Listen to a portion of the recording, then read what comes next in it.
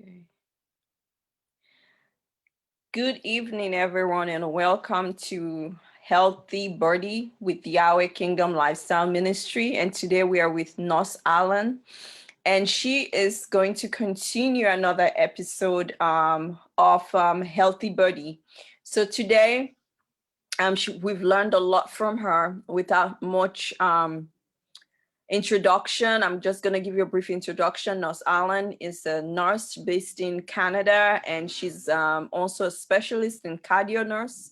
So she has taught us so much. Last week was very informative, and prior to that, our very first episode was 3 weeks ago. So this is our third episode. And so she's here to teach, impact, direct us by Yahweh's knowledge and by Yahweh's willing for us to have a lifestyle change in our health. So without much ado, we want to welcome you all. Thank you all for joining from wherever you are joining in the entire world. Continents, different continents. I would like to introduce to you Sister Juliet Nosh Allan. Thank you so much for being here. And so I'll hand over to you, Nurse Allan. How are you?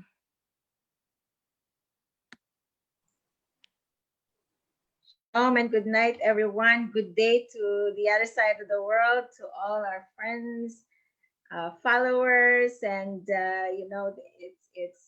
it's an honor to be here speaking in front of you, sharing what I have by Yah's grace and His provision that He is able to use me, and praying that He will continue to use me to be in this platform and use me in the extent how He want me to be, and lead me and guide me. And that's just the fulfillment of being a believer, that I am able to share with you what I have that is passed on to me.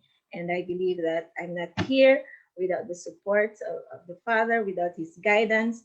He has blessed me, and also not only blessed me with what a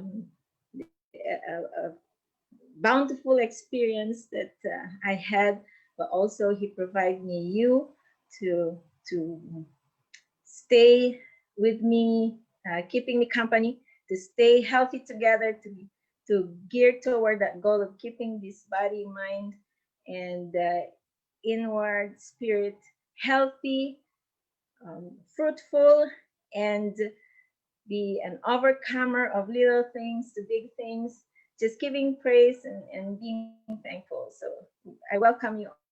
And thank you, Sister Dini. I've been blessed also by you. And may we continue to excel together in Yah's kingdom. Thank you, Brother Bradley, also for being the host. So tonight, this is going to be a topic specifically that I touched on the past presentation, which geared toward and mainly focused on grief and loss.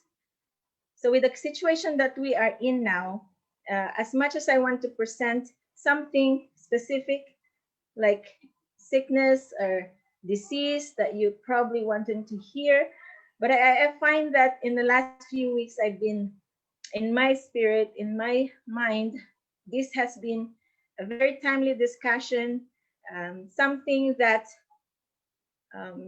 very important to reach out to someone right now. This is so unique because no matter where you are, no matter what time you are here, you are now here, you have the help you need, you have the company you need. It's just that presence is very valuable, that you are partaking something that is more positive, more something that directed towards you. Is not only for myself, but for you, for somebody beside you on this platform. And I would like an interactive discussion. And really, truly, I've been very thankful because no matter how, life we face, maybe situation we face, there's more um, beautiful, there is more fruitful, there are more blessings out there that is waiting for us. So don't close up yourself, grow with us, grow with me. As me myself, the Father didn't, um, as Yeshua said, that life is not easy, especially for a believer. So, but then it can be joyful, because that's when you appreciate little things, big things. And when you come across to this situation, you become very thankful in everything. So that is just my part of it. So now let's be specific. Now let's come to business. I'm not delaying it because work is waiting for me. They begged me to work tonight, but I'm here. I said I have a job to do, and this is to do the Father's will first. And I told them, I said, yes, no problem. We'll cover for you for that first hour, and just being thankful. So it's just blessing everywhere. And you have blessed me with supportive family. And this is the good thing, guys. We are all family. We're here together. Any loss, any grief that you're going through, you are not alone. So what is loss? When you think about loss, what first comes into mind is death. This is a big thing because of the pandemic, lots of loss of lives. Whatever you believe, wherever your perception is, it can be true, it cannot be true, but there's a life that is perishing, and there's a life that is lost, and there's the breath that went back to the Father, and that is going back to the dust. And it's just a big thing. And I'm learning, we are all going to be taking part of this. It's an interactive discussion. So save your question at the end. So loss is something that is inevitable most of the time. There can be loss of life, as I said, and it's a big, heavy burden when it is a sudden, and also it's something that you like. For example, cancer. Stage 1, then progress to stage 2. That person is facing a tough situation, and it must be hard for someone to go through that for themselves and with a family member. And what you're gonna do, you have to strengthen your faith. You have to like seek out resources, or seek out knowledge about the disease, seek out expertise to help you slow down, cure, treat, or enhance one's life. What other big loss that we know? Divorce. We know that this, even the word itself is like, make you really, I have I can have goosebumps.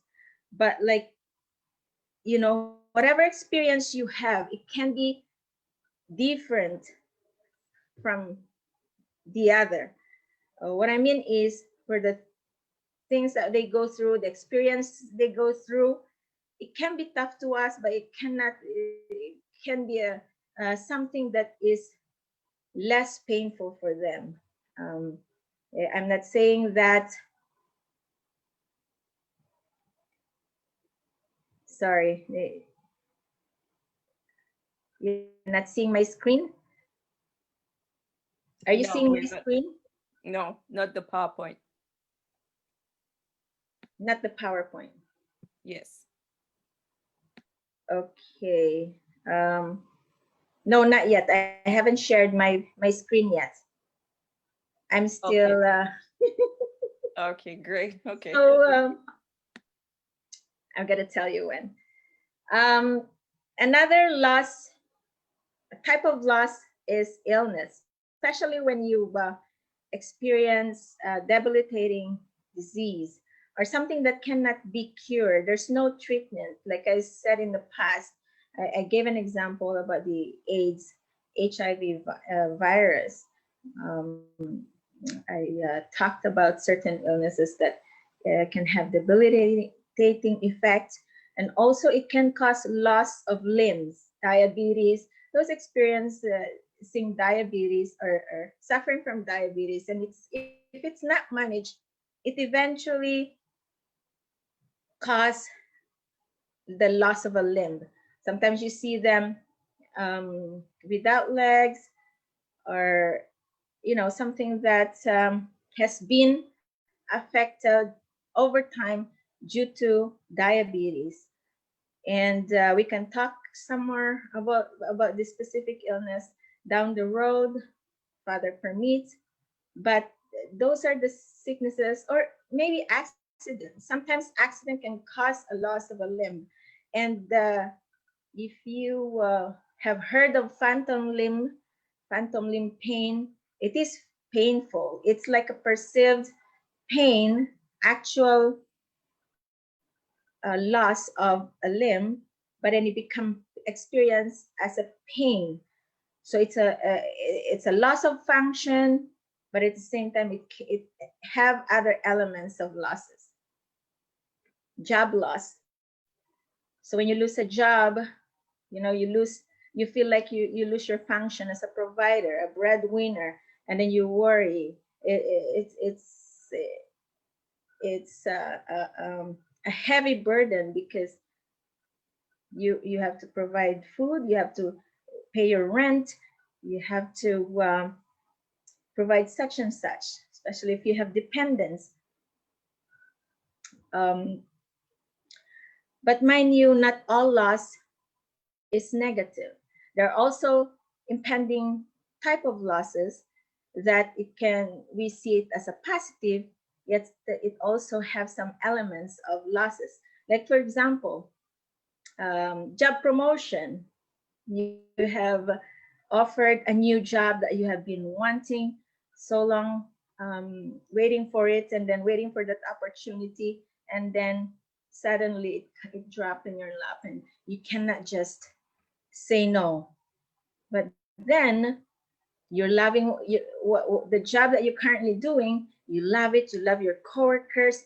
You're growing together. You're loving it. You're feeling fulfilled and productive, and you are, uh, you fulfilled something that inwardly you're being accomplished. But then you have to accept this job.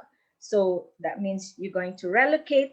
That meaning, you're going to relocate. You're going to relocate the job. You're going to relocate your office, your position, and then you're going to leave your coworkers, or you may leave your neighborhood. You may go somewhere else, different country, different region, and it's not only you have children. They got accustomed to their friends, and you see all this. Everybody suffer from these elements of loss. Also, mind you, getting married.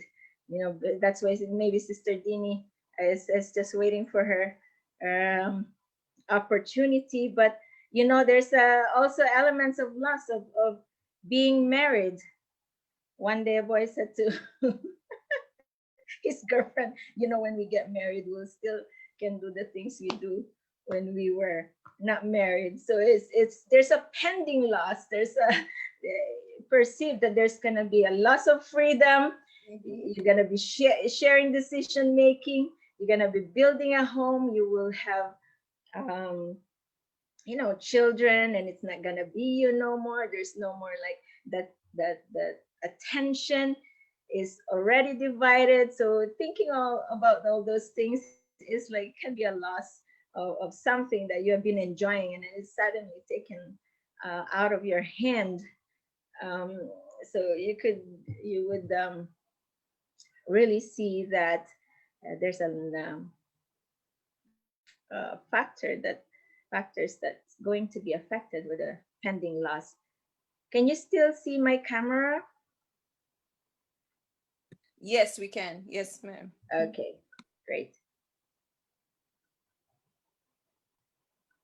So I mentioned about those losses. So maybe you know something, experience something loss that have made a big impact towards you that you can also share. So please save that, and I would love to hear it. So now let's go. Let me share my screen. I'd like to share my PowerPoint.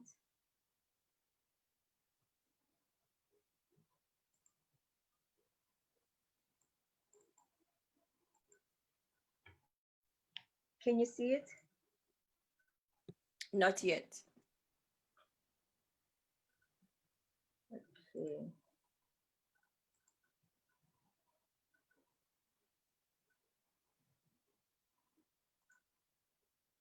Okay, let me go back on my Zoom.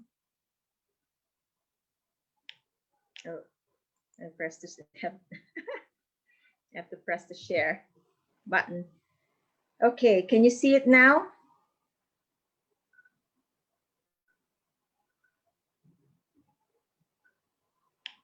Can you see my screen?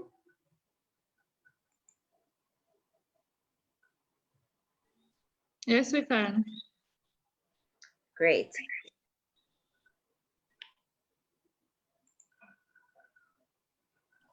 We can see it now. Okay. Oops. Gotta go back. Okay, so title. So again, my name is Juliet Allan. Our topic tonight, keeping healthy in grief and loss. That's late, isn't it? So areas of my topic tonight includes the normal functioning self and what happened during grief and loss. Then we're gonna tackle some points in recovery. I would like this. I didn't point out much, but you include much, but I want your participation, and then the here and now.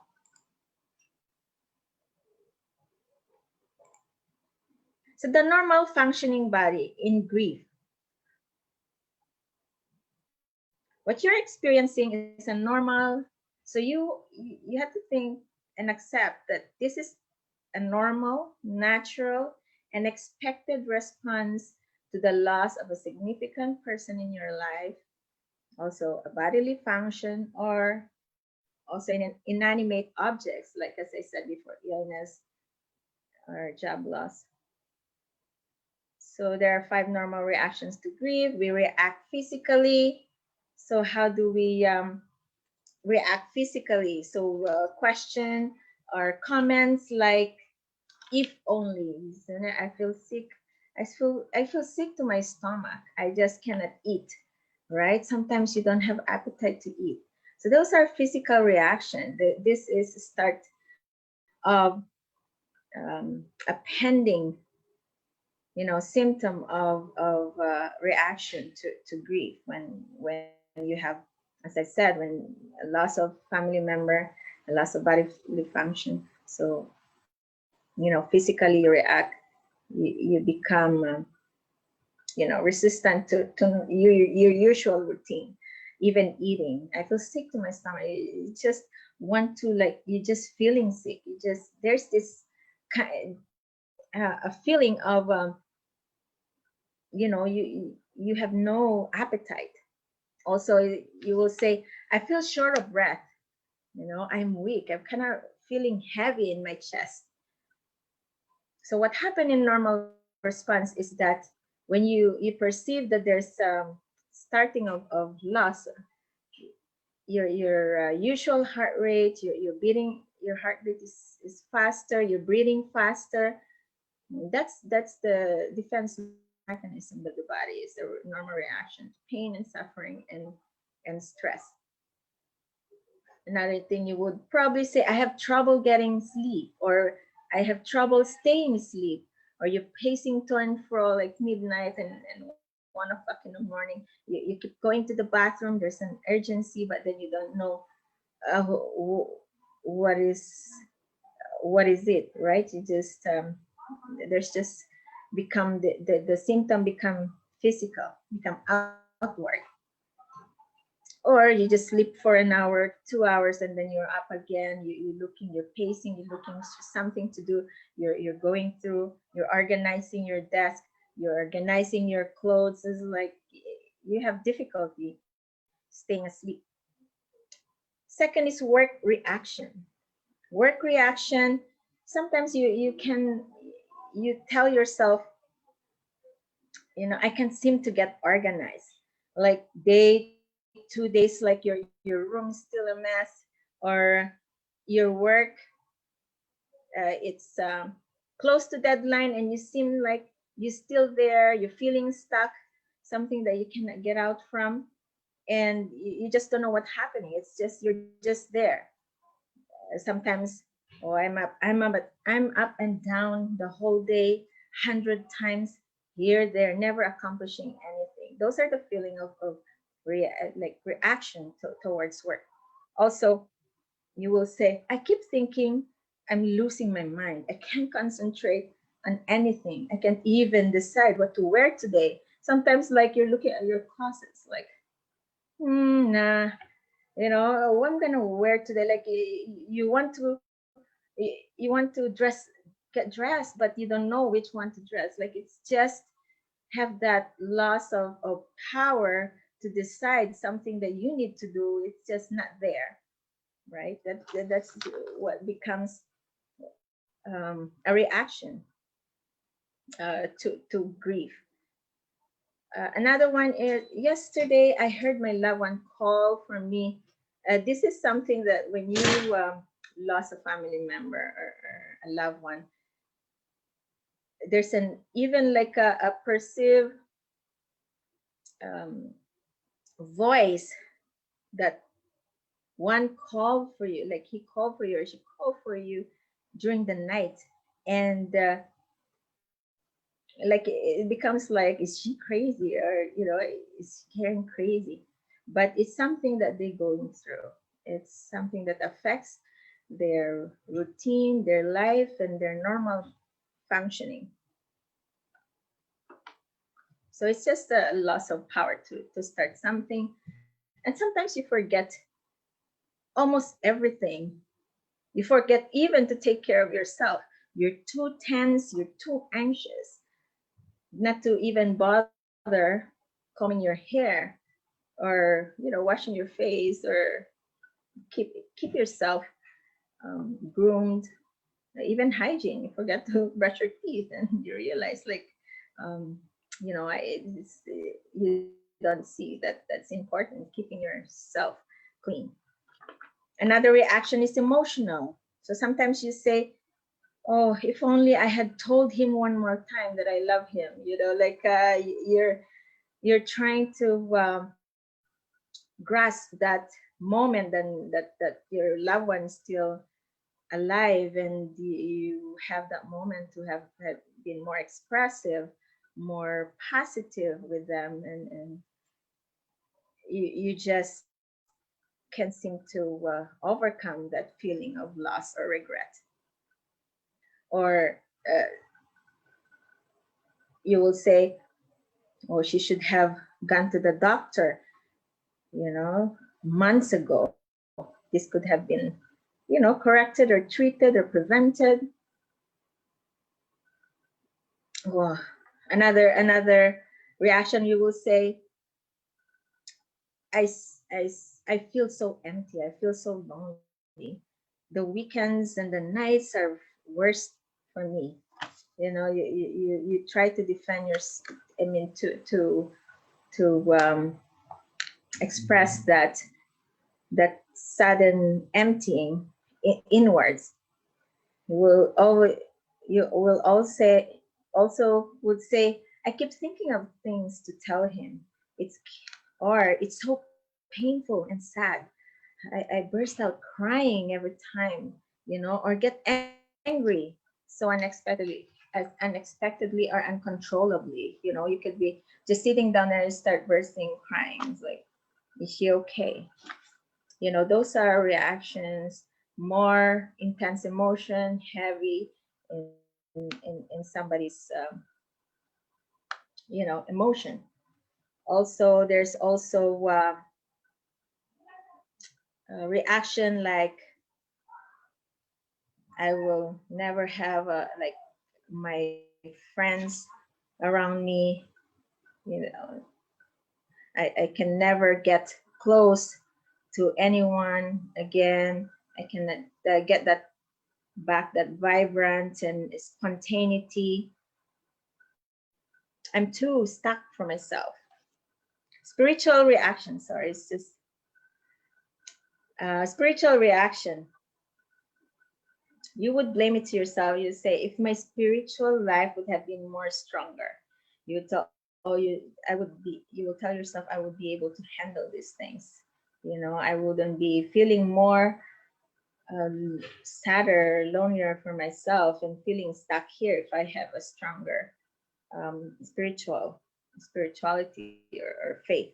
You would also say, if I really believe this wouldn't have happened, you know, if I really, really believed this couldn't have happened. And sometimes they blame it to the father. Where are you? Where are you now that I need you? You know, you seem like so far. So those are reactions towards grief. You know, sometimes grief, like grief is different from like much intense anxiety or experience one have, because obviously with the more severe reason.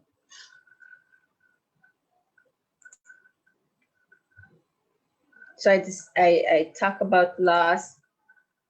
So there's 5 stages of grief. So these are, as I said, grief is an inevitable process that we experience as a result of a loss. There's 5 stages of grief. First is denial. So when a family member dies or gone, you don't see them no more. It's not gonna come back. You're in a feeling of disbelief. You loss. You perceive that the loss is not happening. The change is not happening. Oh, he's not gone. You know, he's gonna come back. He's gonna come back to me. We're gonna be happy again. But then we refuse to accept that there's loss. We can be in shock, and this is something that one may perceive that they cannot. There's no. They cannot say. They don't have nothing to say because they're in shock, in disbelief. Like it's all like a feeling of why this happened to me. Why, like of all people, like why now, why me? And then there's also the next stage. So when you see someone in denial, what will you do? You just just take your time, be understanding, making sure that you're there for them. Is there anything I can do for you, or something that you're there? Just provide, make sure that they're eating properly, or at least have something to eat, at least that they're safe. There's nothing around them that can harm themselves, because they don't perceive the reality, right? They don't see, they cannot think properly. They lost that power to keep themselves healthy, safe, and there's no power or drive to do something to keep your normal functioning. So as a friend, as a family member, as a loved one, or somebody, you know you see them, just being there for them. So learn to identify that stage, because they're in shock, they're in denial, and there's lots of happening, and they seem to lose control of the here and now.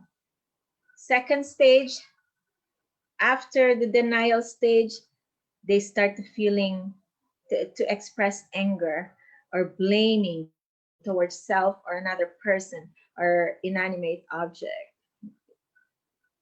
You know, if only,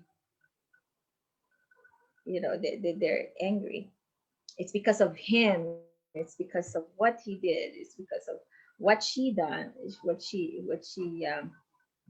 did. You know, there's no it can be no forgiveness. It's just directed towards that certain situation now, like blaming, anger. And it's hard because it can be very violent, it can be expressive, loud, it can be uncontrollable. What do? You just have to keep them safe, right? You cannot say anything at this person at this time because they have overwhelming emotion. They're expressing verbally or physically loudly, and there's no control of, there's no um, you know, they cannot perceive the moral behavior at this time. They can be verbally aggressive or abusive or physically abusive. But these stages has to pass. It doesn't stop there. That's the normal grieving process. But it can be longer, it can be shorter to another. It can also go back. There could be like certain time that they go back into denial. And then they perceive that no, this is true, it's happening. Then they become angry again. So it could be like that, like going backwards. They can overcome. Um, there can be a brief expression of one stage, and it appears like they pass the stage, and they go to the next stage, which is bargaining.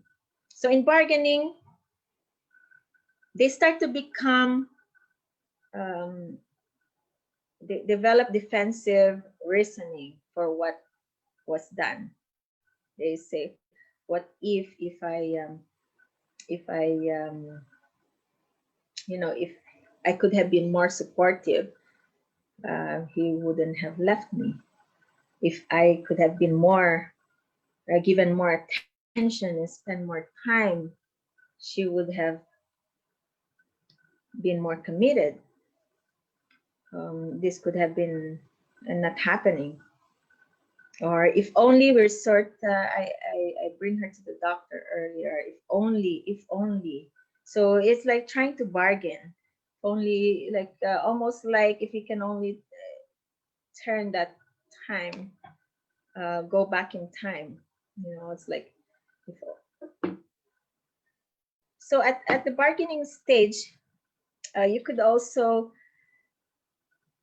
um, see a person who's defensive of her action.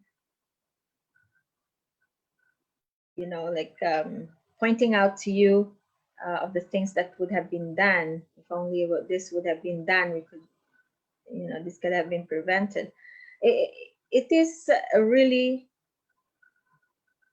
especially when, for example, younger children.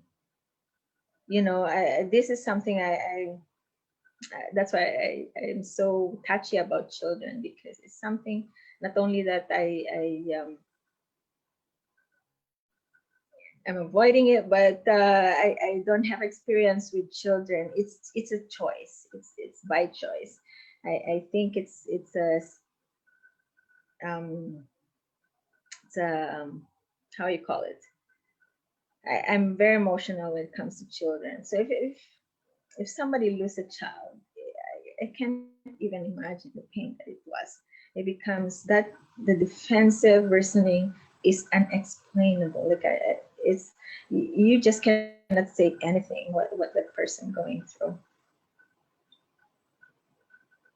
Then after bargaining, all this come down, and you know, it starts the reality becoming clearer and perceive as more in the here and now.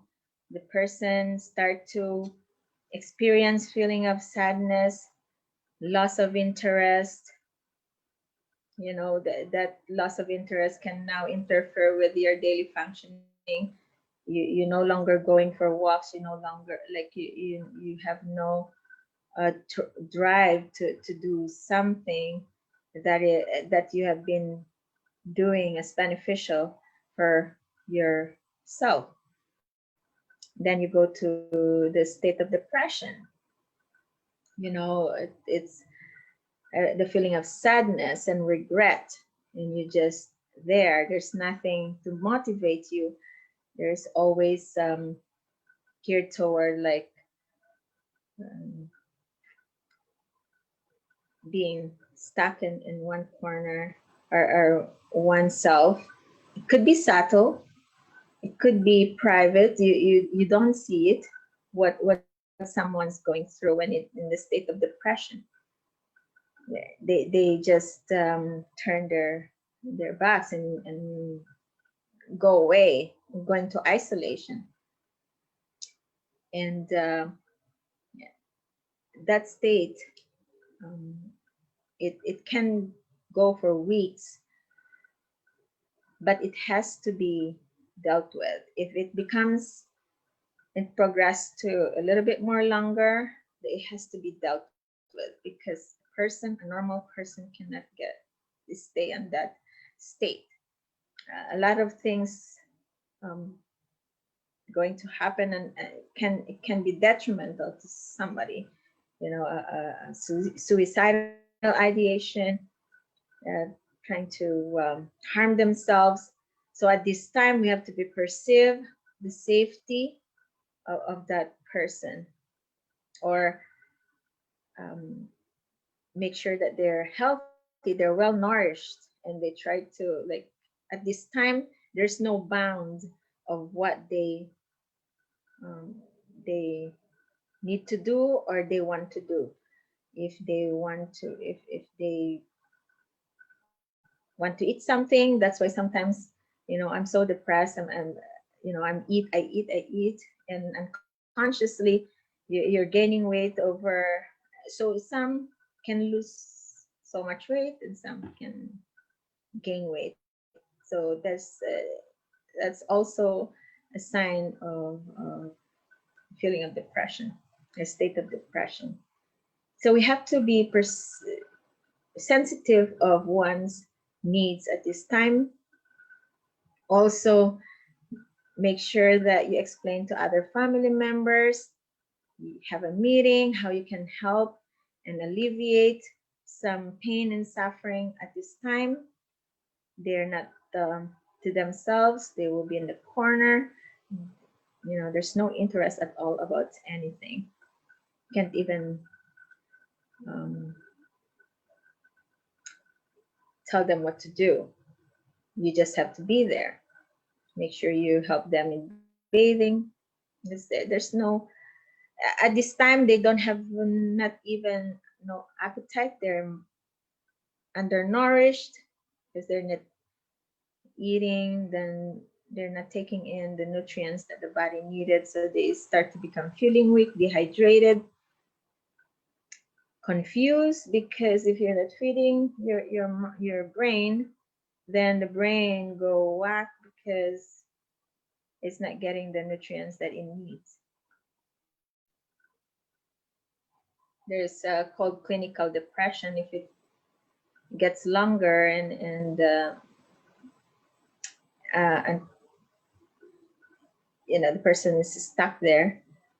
Some will resort for health advice, professional uh, treatment. So some will go through medical or take medications, antidepressants, um, anything that will keep their mood elevated.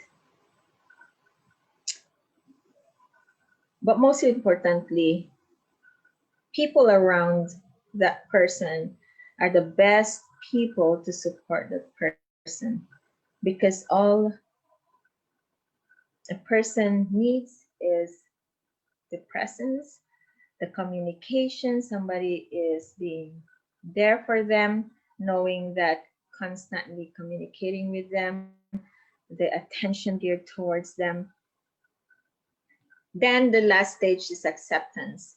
So when the person finally accepted that, okay, this happened now, you know, the person is gone, or my job, I don't have it anymore. What I'm gonna do? Being present at the moment, you know, engaging with what reality at the at the current time, what is happening now, the here and now, and that's very important to be grounded, to be back to the reality, because that's when you start taking care of yourself, you know, identifying some goals day by day, what to do, those kind of things. When they start to ask question, how they can acquire more energy, like for example, like what vitamins they need to take, or what kind of exercise they need to do, or just being social, more interaction, because that's what it's need at this time. Like that helps in overcoming that pain and loss. You know, help them accept it, help them that you both have accepted that loss, that you have to move on with your lives, that there's more beautiful things that's waiting for you, beautiful opportunities that is waiting for you, and you have to move hand in hand, assist that person to see that motivation, or build a goal with them. What are we going to do today? When they start to become like a baby, you train them, then they start to get back, or I mean to adapt certain things that make them move forward, like, you know, training them to walk. Then they start running. Then from running, they you know, engage in physical activities, competitive activities, things like that. So you have to, one person has to move forward. So those are just 5 stages of grief.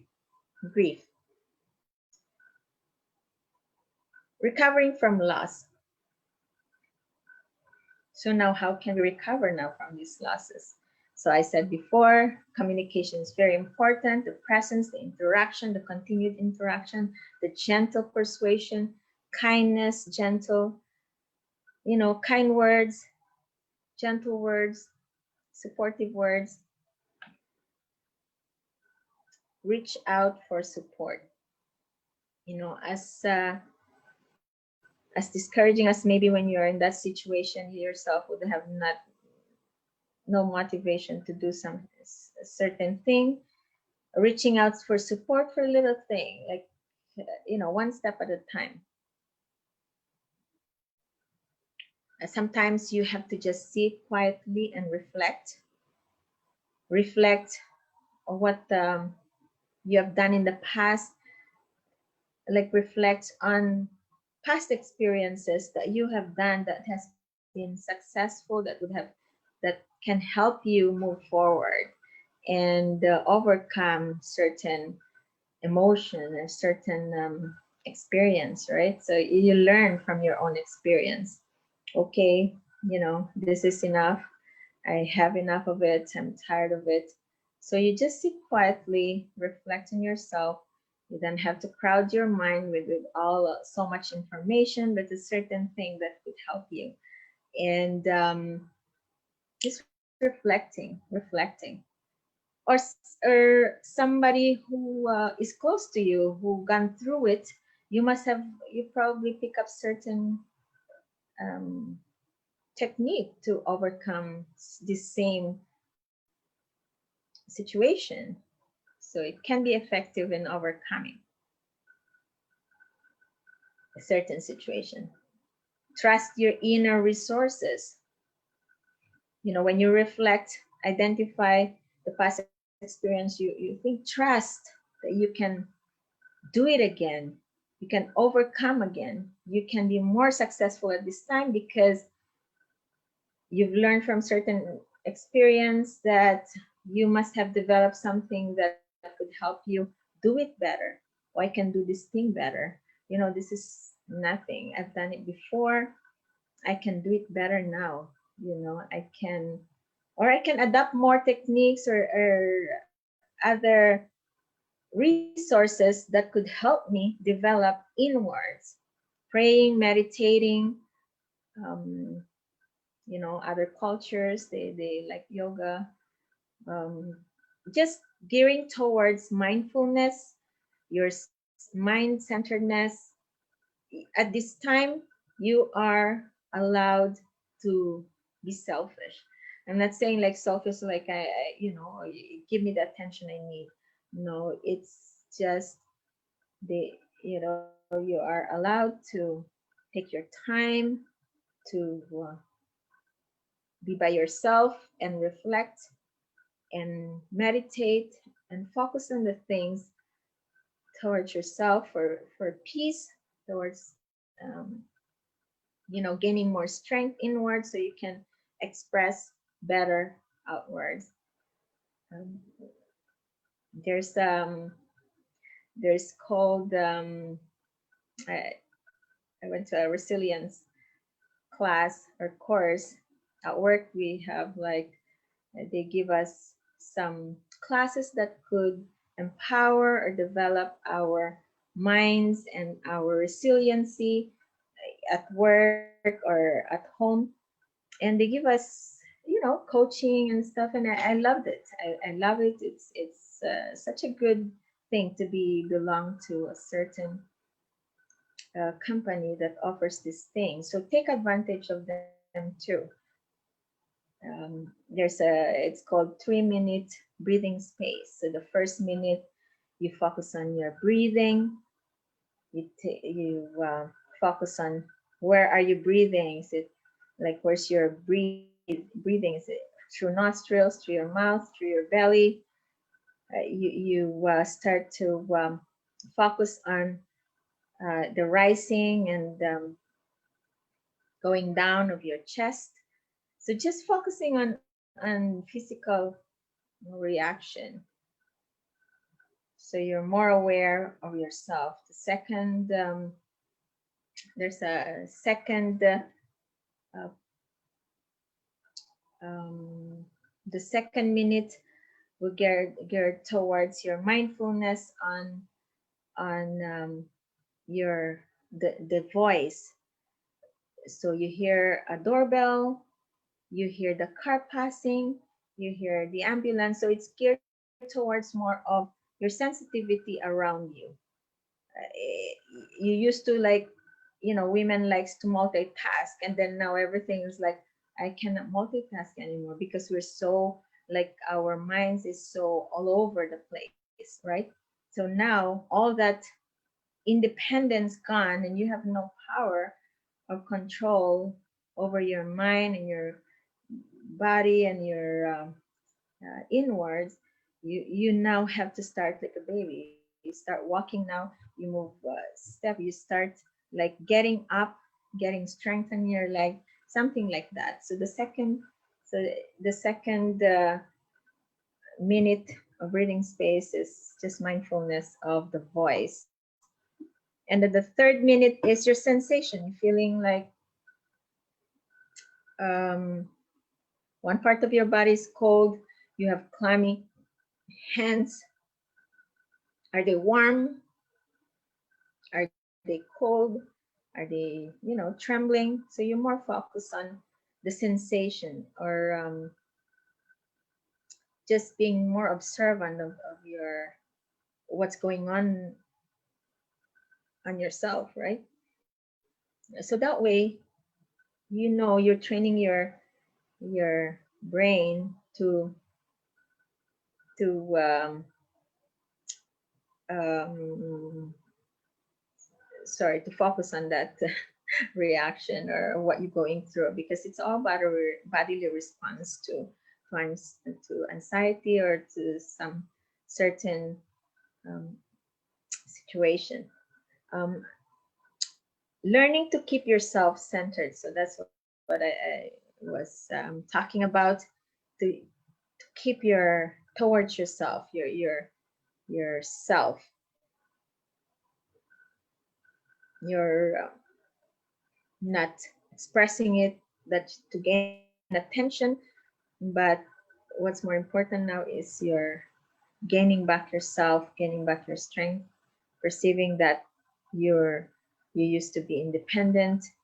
You start to being independent again. Then the next recovery phase is, start imagining a new life, what you used to envision about your future. I want to live in a certain area where there's, by the sea, by the ocean. When I retire, I want to be here. I want to do some things. I want to travel. Imagining a new life, like what is that inspiration again that you had, that you used to have, the goal that you have. You start rebuilding it again. You start bringing it out again to reality. So you going back track on the right track again of your goals and your visions. So those are the phases or parts of recovery, recovering from loss, from grief. You could probably have experiences and feedbacks or comments on these phases, things that you think successful, that help you move forward, and such and such. So you can share that as well. The here and now. So, you start to being focused here and now. You start being grounded again, being on your foot. You step out the door and inhale the fresh air. You sing the beauty of the morning, the sunrise, the dew, and so you're more specific now. You started to seeing the beauty, the state of becoming again. You started walking. You go out. You step on the outside in the garden, or you may need a little walk to the park and back, and then becoming further and further until you get a grasp of, hey, you know what? I've been on this too long. I need to get back on this, and I need to make money. I need to face my children. I need to look after my children. They need me. I need to check what is important now. My husband need me. My spouse need me. We need to rekindle that relationship again. I have been more focused towards myself. I have been on this too long. I need to check my children. When you lose a spouse, or yeah, my children need me. Your dependents need you. My parents wants to see me happy, so I have to do my very best to get back to my feet. Or some parents are elderly, they need you, so you have to get back. You're becoming on that sense of getting that grasp of responsibility again. So I talk about the 3 minute of breathing space, your sensations, your breathing, your hearing. Then that concludes my discussion. So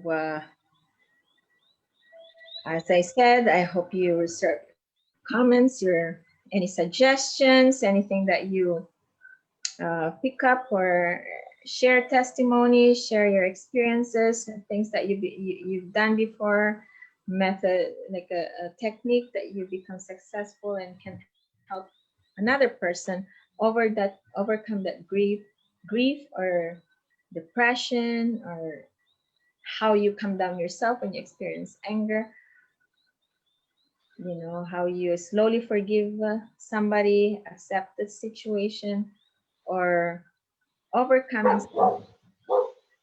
All right. I hear the dog bark and said, that's it. He's giving his comment.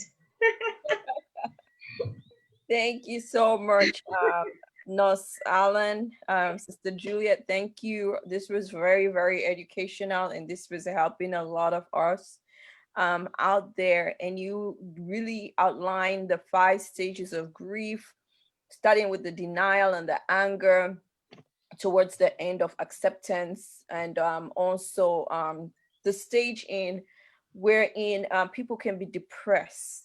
And so thank you so much. And as you were talking about this, first let's thank the Facebook. There are people on Facebook who tuned in. Maggie's Craftiness, thank you for joining. And Nadine wrote, she said tune in.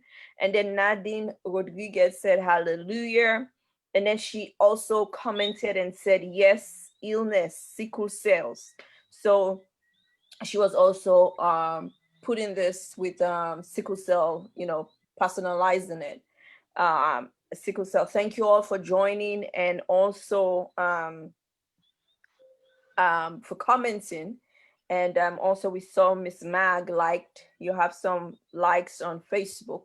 Thank you all for joining. So this is the time now. I see that you have people here. I'm gonna open up and ask them, these are the time to ask questions. It says, please ask question or send your comments. Yes, So definitely. before we ask question, who has something to say? And then you can go ahead. You want to encourage Sister Juliet or anything? Okay, Miss Madam, go ahead, please. Oh, I wanted to say something actually. Yes, ma'am. It sounded like she was speaking directly to me because actually today I was at the cemetery because my husband's birthday was today and he passed 2 years ago, just about 2 years ago. Oh, and I felt like she was talking to me. Isn't that coincidence? wow. Oh, My goodness. Yeah. Yeah, because I usually feel like she said something about not I wouldn't want to replace my husband. I just feel like we were together for too long and we have several young guys and I have 6 children altogether, men and women, and I just don't feel like somebody else has any place coming in there, like fitting into our family. It's almost an intrusion to me. And I do go through a lot of the loneliness, I feel like sometimes I speak to the Most High and I say, did I do something to you that you weren't pleased with me? But I have to say, my husband, because of his, he had a heart condition. He died of heart failure, and he lived to see 1 great grand. So I think that Yah still blessed him with good life. He would have been 70 today if he was alive. It would have been his 70th birthday, But I felt like you were talking to me, and I thought your topic tonight was quite interesting and helpful, the stages that you mentioned. Yeah, I have to say thank you. you're welcome. I mean, you know, the Father is really good. He's just proven to me again, and I thank the Father. Yeah, when I turned on, I Just, was like, is she you talking to finally me? get in tonight. You've been Yes, trying. I've been trying to get in. Yes. But I've been trying for the longest while to get in, and I just kept on trying and trying, I Yeah. wow. I'm in awe. I mean, I'm glad that I was able to impart something special for you tonight. And really and truly don't hold back on things that your gut, your inner self is telling you. There are more beautiful things. And as I said, it's I'm not saying it's, sometimes loss is needed for you to appreciate some things. I'm not saying a death of loved one, but I'm saying sometimes we don't know what the Father intended us to do, and But will guide us in everything. something you mentioned about like losing interest in things, like I don't want to sound like lazy, but I eat the same food every day because I just have no interest. I'm an excellent cook, or else, or at least I used to be. But now I don't even know if I remember what I used to cook or how I made it because I just have no interest. I wait till an hour before dinner and I figure, nah, I don't want this. I don't need baked chicken. I don't need this. I don't need that. So I just make something really simple, to the point of I'm so not interested in cooking that I'll eat canned sardines just so that I don't Yeah, have to do anything, honestly, because I'll just steam vegetables and throw in a can of sardines on the side. yeah. And I eat a ton of onions, so I just throw onions on everything. But I have no desire to cook, none. And that used to be my thing. And it's No. acceptable. It's acceptable.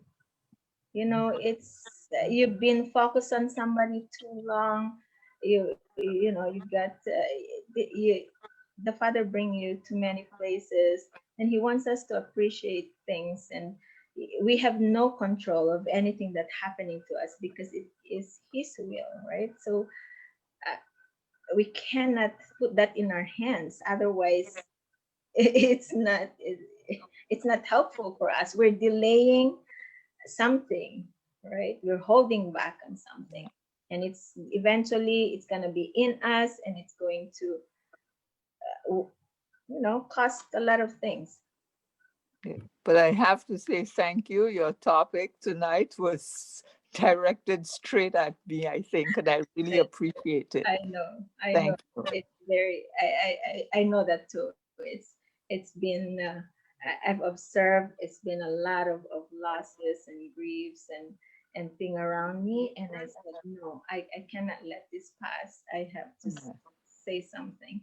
The hard thing, though, about getting into anything now, it's with that COVID thing that's going on. I just feel like, what's the point? Like anything I think of doing, oh, what's the point? Because of COVID, what's the point? Like this, I won't get anywhere with this because everything they're threatening to like put in so many draconian measures like restrictions. Even if I do this, I won't be able to go here because of the restrictions. I won't be able to do this, and I can't easily just walk about and go into a mall. I'm not a mall rat, but I would go just for something to do.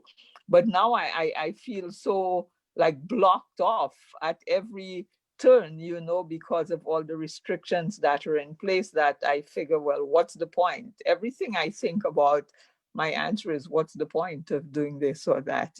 So that sort of holds me back from a sort of like getting into anything at all. Like, for instance, I might have gone to a community center to learn to sew. Not that that's my thing, but just something to do, you know. But Yeah, but mhm. Go ahead. Sorry. no, still I still have to say, extremely helpful your topic tonight. Very Extreme. good. Very Thank you. good. And as a matter of fact, there's a rise of suicides and attempt suicides Mm. in a magnitude of folds. If you go and see the trend, it's a lot.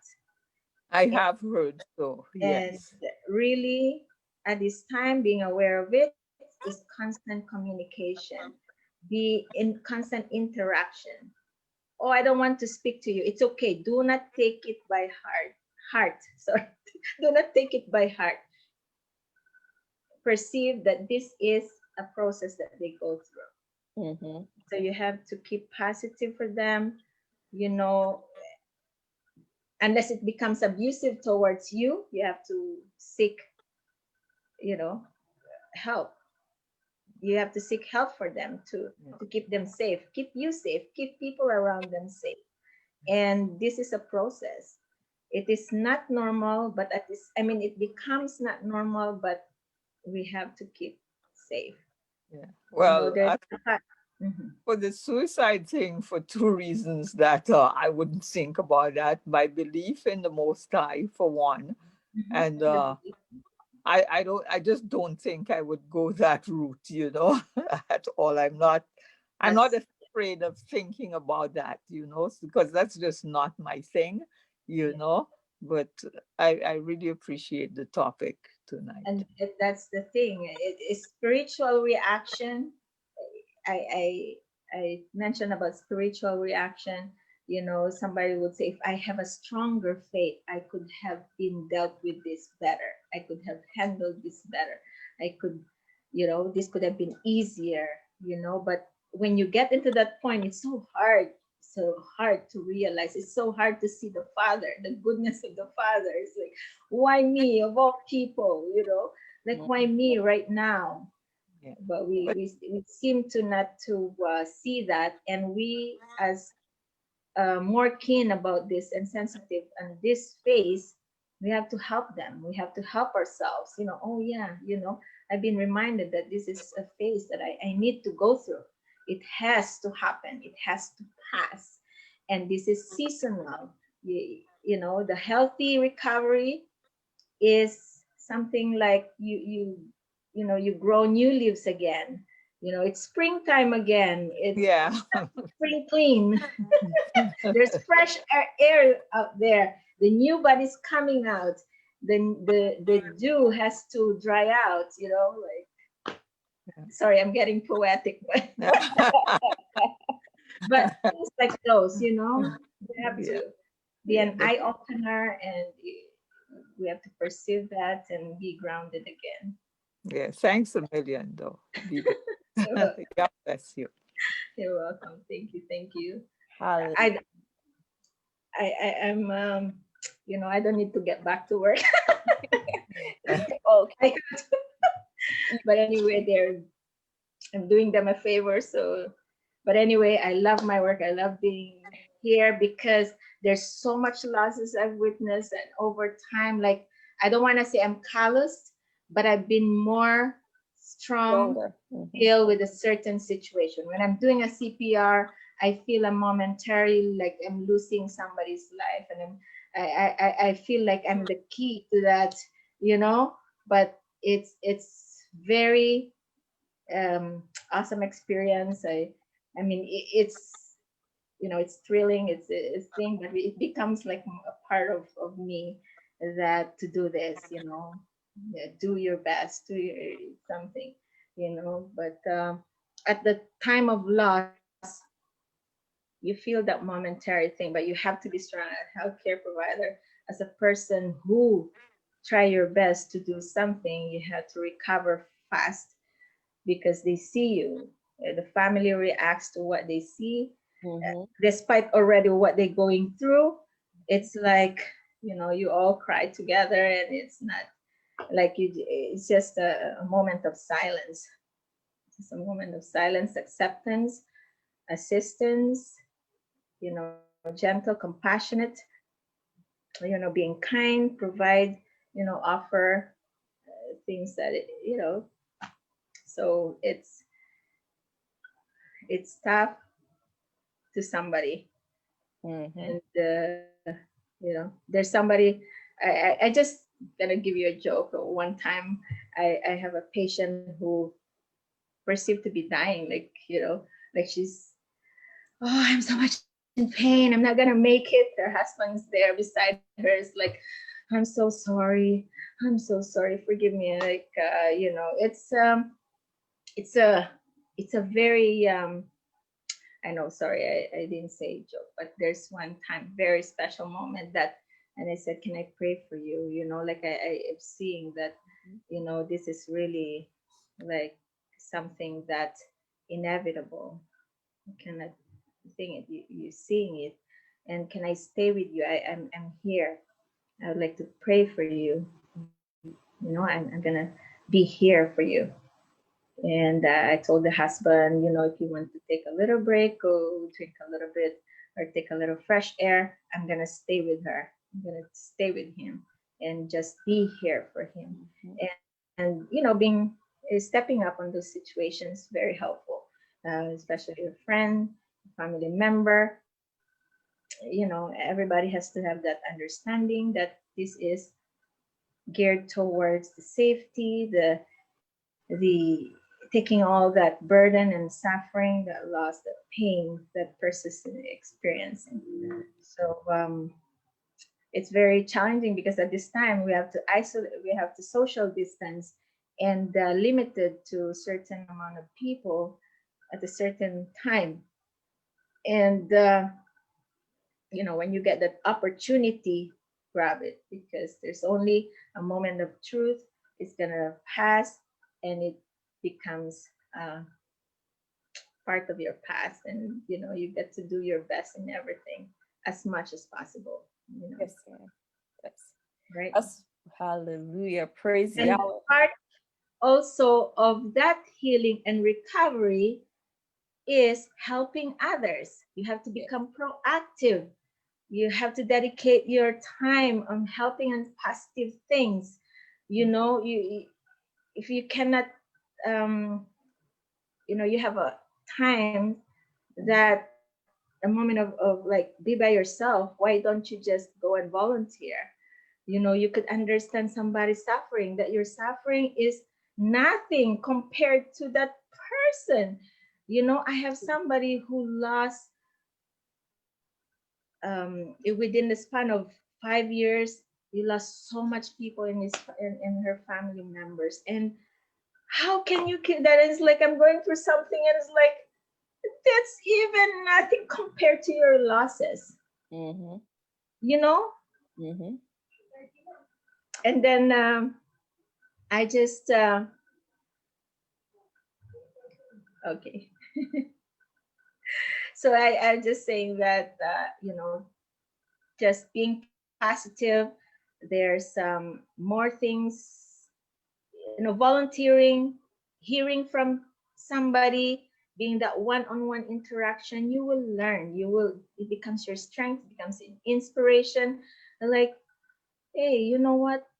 You become more the source of strength Mm-hmm. than being the sucker of strength. And I'm not saying sucker in a negative way, but you that is over. We get to move forward. Like, Yes. you have to move forward, and it's very fulfilling. It helps in the healing process and the recovery process. So I just encourage, that's the most important thing, the constant interaction. Mm-hmm. Being the focus is to somebody else who's vulnerable, because a lot of people are suffering, a lot of people has experiencing a lot of pain, losses, debilitating diseases, that needs you, that needs your energy, that needs the resources, your resources. I'm not saying, not only monetary, but your skill, your talent. The Father Emotion. will be calling you to share your just your presence. Mhm. So that's my encouragement. Thank you. You're welcome. We have a hand up. Mano Allen has been up before. His hand went up when Miss Victoria was talking. Thank you, Miss Victoria, for inputting, and thank you, Nurse Allen. And we also have a chat from Dixie, but we're gonna keep Dixie first, and then we're gonna allow Mr. Mano. But before Mr. Mano comes in, I want to affirm that this is wonderful what you're saying about the strength and being that support using your skills. Some people have communication skills wherein they can talk to someone and the person will feel calm, or they'll feel that love. And one thing also, there's so much we can do, but we are not the giver and take of life. Yahweh is the giver and take of life. And there is a point where it says, precious is the death of his saints. So I always tell people, whether family member or not, I said the one who loves the person more than we love have taken. And I understand what you were saying. And just to buttress on what you were saying, when you said, when you've dealt with death so much, you become strengthened. That's what you were saying, right? Wherein you've seen people's lives end before you as a nurse. So that being part of that person's last moment or being there to save the lives, I think that's what you meant by thrilling.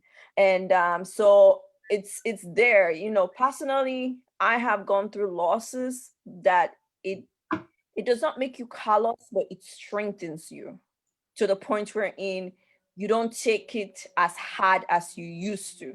Because after 5, 6, 7, 8 loss, or 10 or 12, or you can't count, I was counting for someone. I was like, okay, from this time to this time. And the person was like, wait, we'll finish at 12. I said, yes.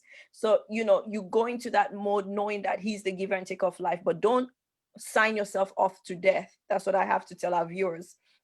Is that because many will die untimely due to their heart failing. You know, the scripture says that due to fear. And because you're hearing death news left and right, and the media is giving you fear, you're already shutting your heart out. But we are not given to fear, but we are given to faith. Hallelujah. Mr. Manor, you can go ahead, please, with your questions or your contribution. Yes, good evening to all, and good evening, Ms. Juliet. I have two questions, but before I ask the two questions, I would like to say it was a very interesting topic, and if Father we keep on blessing you to the talent that you got, to keep on sharing with those that need to hear. May you keep you strong. You talk about normal reaction to grief, physical reaction, work reaction, emotional reaction, spiritual reaction. Now you said something about, I have two questions, I have three particularly, but I'm going to follow about appetite, and sometimes you don't have, you lose appetite, and sometimes you cannot sleep. Now what I would like to ask, what would cause someone to lose their appetite? Because for the past time I've been eating well, and you know, during tabernacle we had a lot of food, and I would take a reasonable portion, and for one reason I cannot eat it. And what that would cause that someone to lose their appetite, and when you lack of sleep, you wake up in the night and you just can't find yourself going back and sleep. Yeah, good question, because you know, it's not only feeling loss of grief and losses that can alter your bodily function. It's just for some reason. So you have to find out what's the reason why you're not sleeping. You know, you have to train your body back again.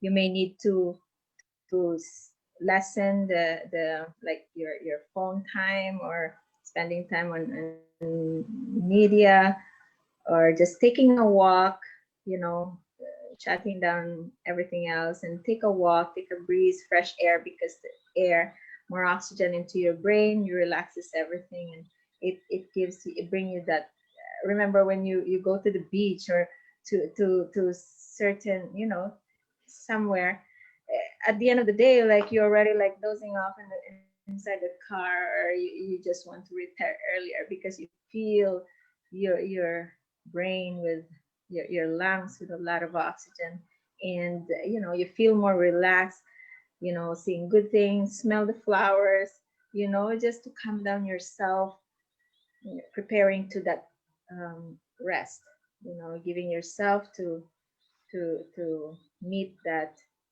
sleep.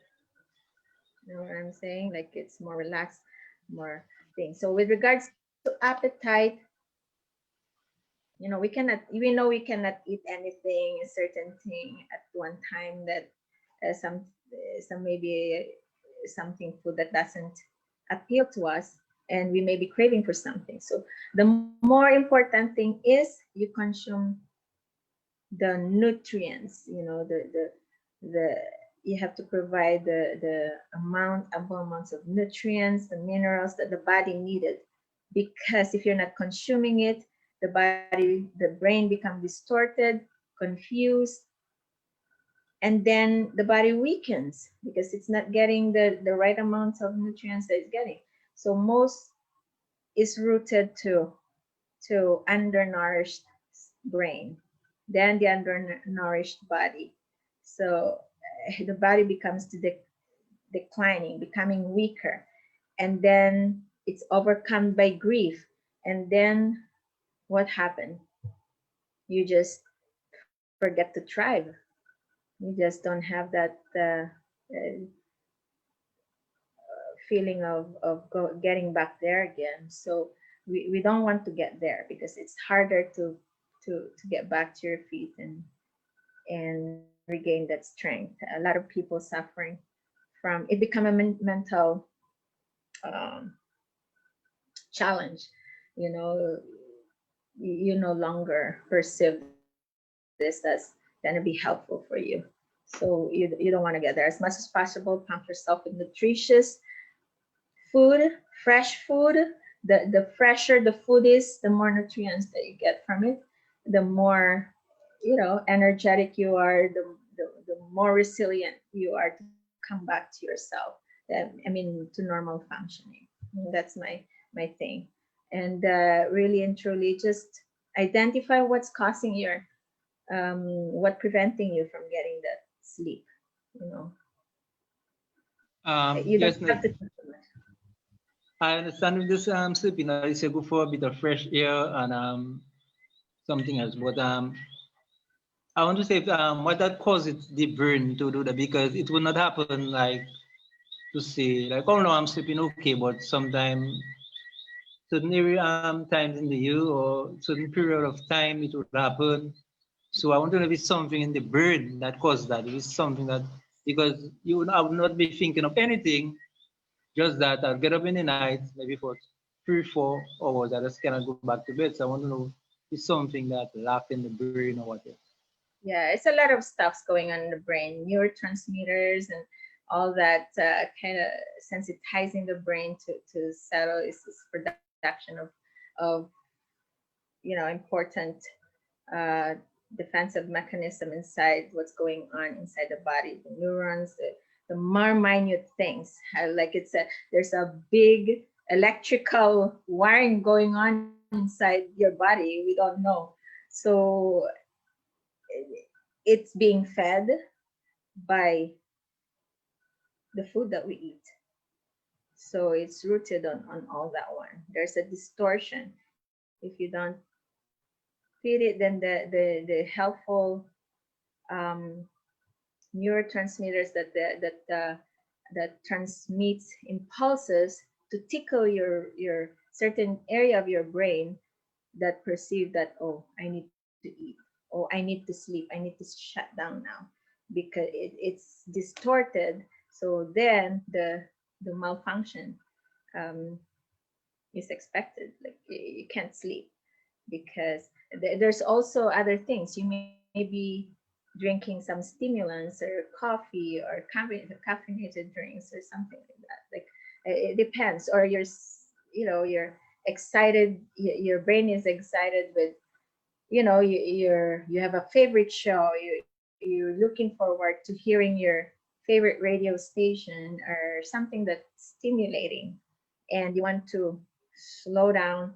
You want to cut off on that one and just limit your time on it, and then you have to give some ample times. If you have difficulty of falling asleep, then you have to allow yourself a little longer to slow down, to calm down, and to shut down.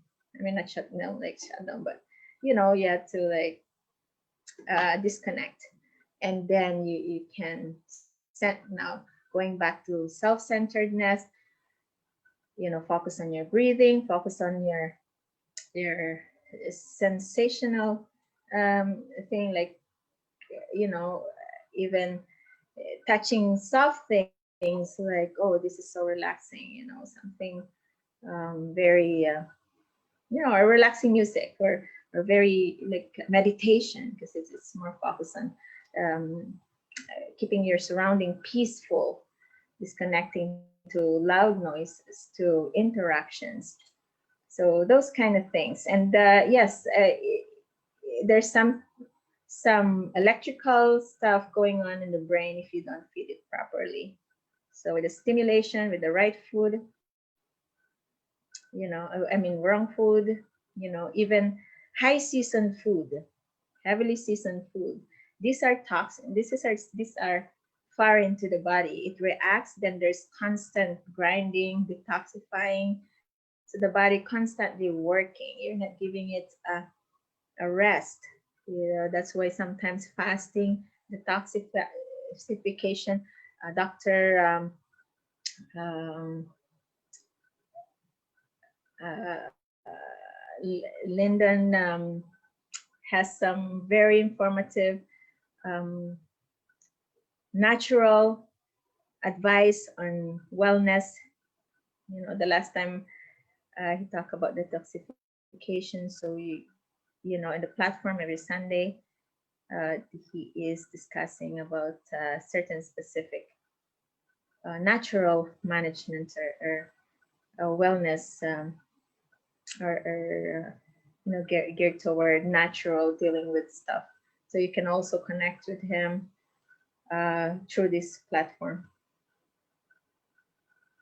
Um, yeah, so I have few minutes. I need to go start Okay. work. But I mean, Thank you, save your Juliet. comments. There's always time that we can get together. I'm not containing one subject. As I said, you can always go back and raise a question. The more, maybe next time I have a longer time to stay with you guys. I really want to stay more and talk and just share, not merely talking for talking itself, but sharing the best I can. And sharing one another experience is a gain to somebody. And not all messages is for a specific person, but one's information to one. And the more we hear your experiences, your methods of dealing with something, maybe there are others who can share to you, Brahman, and see what others also are they doing to improve themselves and sleep and appetite. And truly, we got to take care of this body, because this body, it connects it to the mind, and then to our spirituality, our ability to have that control, to keep ourselves healthy, strong, and be useful. You know, be useful. That's the ultimate thing. Hallelujah. Mr. Manu, you have any questions more? Thank you, Nus. No, she said she has I'll save it for some other time because she Okay. has to go, I guess, right? Thank you. Thank you so much, Nurse Allan, for being Yeah, here. that's- And DC said this. Let me read it before you leave. This was very informative and encouraging. Yeah, bless you, Sister Julie. The different stages were right on point. Thank you. And then Mr. Manu said, indeed, Sis DC. So thank you so much. And indeed, it was on point. We don't want to keep you waiting. Do you have any last word for us before we close? So I encourage you to just connect, connect, connect. You're not alone, and share that talent. We're waiting for your talent also. Yeah, I'm maybe only here for certain. I'm a vessel for certain thing, but you can be a vessel for one or two or three things. So don't keep that. Move forward, move on. It's what the Father He have an expected end for us, as it says in Jeremiah. He have a better things for us that we cannot not even no one ever saw the things that He wants us to see. It's just that it's just just delaying it. But you know what? It's not too late. Everybody have certain situation, and we're here to overcome. We hold hand in hand to no staying behind. That's the goal, right? Everybody move forward. So Yes. thank you so much. And now I have to save all those comments, questions for the next time. So there's something to look forward to. I'm really glad. I just, no matter what time we have just a little 2 minutes, 5 minutes is very helpful. So I mean, I'm so glad. I pray that you are blessed by this and continue to seek what the Father wants you to do. Explore and expound what are you here? What's the reason of living? There's a good thing in the land of the living, and the favorite line now, my brother, my friend said, there's a beauty in the land of the living. There's indeed goodness. So yes, it's difficult to see when you in a certain situation and be that motivation, and that's my encouragement that we're gearing towards it. And you are entitled to be focused on yourself before you can help others, because you have to strengthen yourselves. Like when you're in the plane, or they say put the oxygen on you first before Yeah. you can you put that oxygen on somebody else when there's this turbulence, or there's a that's their instruction. So put your oxygen mask first before you can help others, right? True. Right. Thank you so much for this advice. And this is very, very, very impactful, helping a lot of people. I even shared it with someone who just lost a child, and very young baby. So this is helping people. And I want to Sure. thank Yahweh for using you. And so if you have any questions, put it in the question comment section. But if you're shy, inbox us or email us, and we'll get it to Nurse Julia next week. She will answer those questions. And thank you all for joining. Yahweh bless you. May the Ruach HaKodesh comfort everyone that mourns. For we will not mourn hopelessness like we are hopeless, but we have this blessedness to know that we will see whoever we have to see again on that very great day. Yahweh bless you all. And I God speak bless. life. Hallelujah. Thank you. Shalom. All right. Shalom. Shalom. Bye, everyone. Shalom.